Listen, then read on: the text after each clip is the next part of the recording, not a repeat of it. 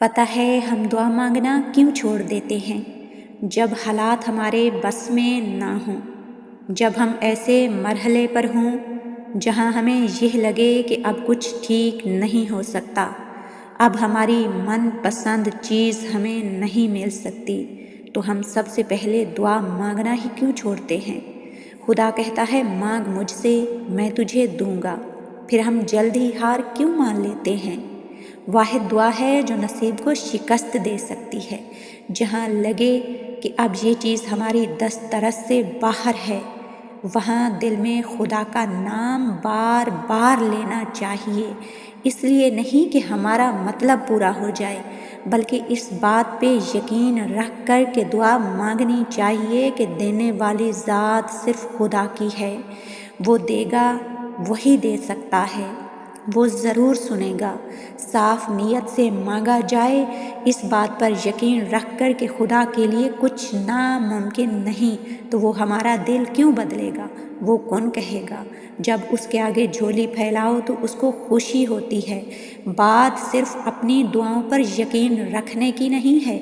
یاد رکھو خدا دعا کی توفیق تب ہی دیتا ہے جب اس نے کن کہنا ہو، اس لیے مانگو، آخری سانس تک مانگو، خدا سے خدا کو مانگو، بدترین کو بہترین بنا کر واپس دے دے یہ مانگو، سکون مانگو، شرمندہ مت ہو، تم نے خدا کے سامنے صرف اپنی خواہش رکھی ہے، اس کو مشورہ نہیں دیا۔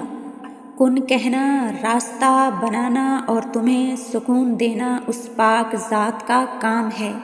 ساری سوچیں تمہاری ہیں کہ کب سب صحیح ہوگا، کب وہ واپس آئے گا، کب ہم خوش ہوں گے۔ تمہارا کام انتظار کرنا، دعا کرنا اور یقین رکھنا ہے۔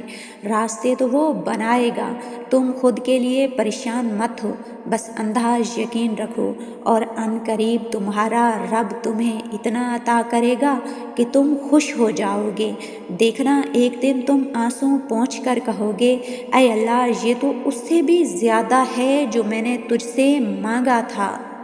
دعاؤں کی قبولیت میں جہاں اللہ تمہارا یقین مانگتا ہے، وہیں پہ اللہ تمہارا صبر بھی مانگتا ہے۔ اللہ چاہتا ہے کہ تم صبر کرو، کیونکہ اللہ صبر کرنے والوں کو پسند فرماتا ہے۔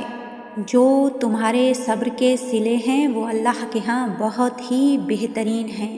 صبر کا مطلب یہ نہیں کہ تم رو نہیں سکتے، صبر کے لیے ہر وقت مضبوط رہنا ضروری نہیں۔ ہم سب انسان ہیں، اور اگر ہم اتنا زیادہ صبر کرنے کی صلاحیت رکھتے تو اللہ پاک کبھی آنسو نہ بناتا۔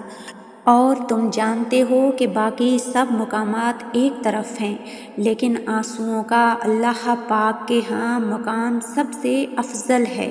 جو آنسو اس کی دہلیز پر بہا دیے جاتے ہیں، وہ انہیں اپنے پاس سنبھال کر رکھتا ہے، اور ایک ایک آنسو کا صلہ دگنا کر کے عطا کرتا ہے۔ کہاں وہ اس کی تخلیق کردہ وسیع و عریض سمندر ہیں، مگر اس کی محبت انسان کے ایک آنسو پہ تمام ہے، اور وہ جانتا ہے کہ میرا بندہ جب تھک جاتا ہے پھر یہ نہیں دیکھتا کہ ماضی کیسا تھا اس کا یا اعمال کیسے ہیں اس کے، بس وہ عطا کر دیتا ہے اور سارے آنسوؤں کو سمیٹ لیتا ہے۔ یقین رکھو دعائیں تب اثر کرتی ہیں جب انہیں صبر کی مہر لگا دی جائے، اور صبر یہ نہیں کہ اللہ پاک سے مانگنا چھوڑ دو، بلکہ صبر تو یہ ہے کہ لوگوں سے کہنا چھوڑ دو۔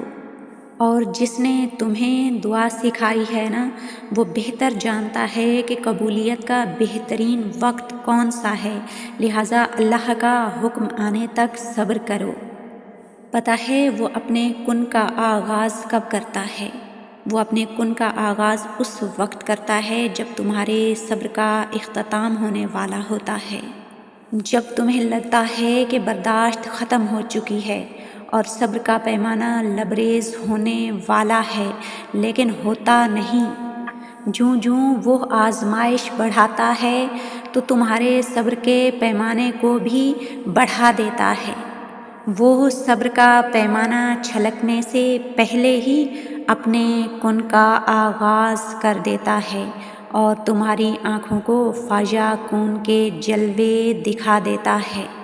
کبھی اٹھا کر دیکھو نا اللہ تعالیٰ کی لا ریب و بے عیب کتاب کو کہ کیسی کیسی خوشخبریاں ہیں صابرین کے لیے، کیسے کیسے معجزے ہیں صبر کرنے والوں کے لیے۔ میرا ایمان ہے جس آنکھ سے بے بسی کے آنسو گرتے ہیں نا، انہی آنکھوں سے اللہ تعالیٰ شکرانے کے آنسو بھی گراتا ہے۔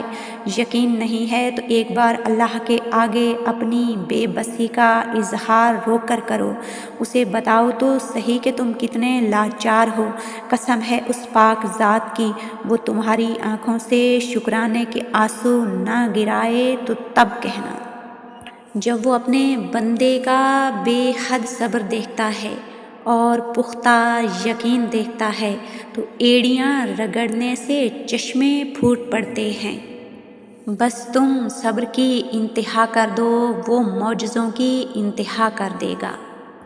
اگر تم اللہ سے صبر کا صلہ چاہتے ہو تو اپنے تمام بگڑے معاملات میں عالم اسباب کے سہاروں کے بجائے محض اللہ ہی پر بھروسہ رکھو اور اپنے نقصان کی پرواہ کیے بغیر جھوٹ کو سچائی پر غالب نہ آنے دو، تو جان لو کہ یہ ایک خاص نشانی ہے، یہ ایک خاص اشارہ ہے کہ اللہ تعالیٰ تمہیں تمہارے صبر کے صلے عطا کرنے والا ہے اور خوشیوں کو تمہارا مقدر بنانے والا ہے۔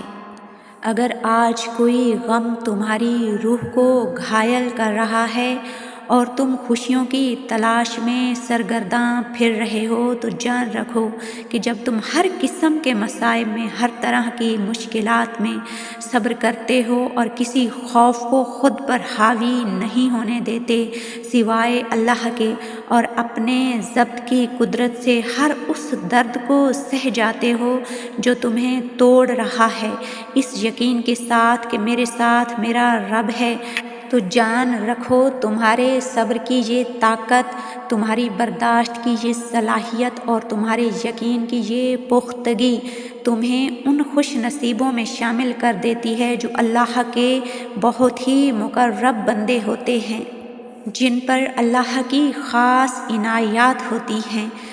وہ اپنی رحمت کے لیے جس کو چاہتا ہے مخصوص کر لیتا ہے اور اس کا فضل بہت بڑا ہے۔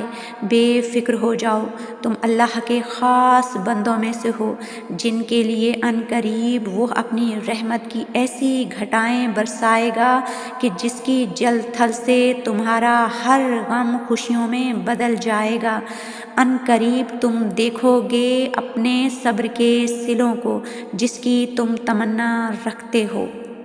دعا ہے پاک پروردگار سے کہ وہ ہم سب کی آزمائشوں کو مختصر کر دے اور ہمیں جلد ہمارے صبر کے صلے عطا فرمائے۔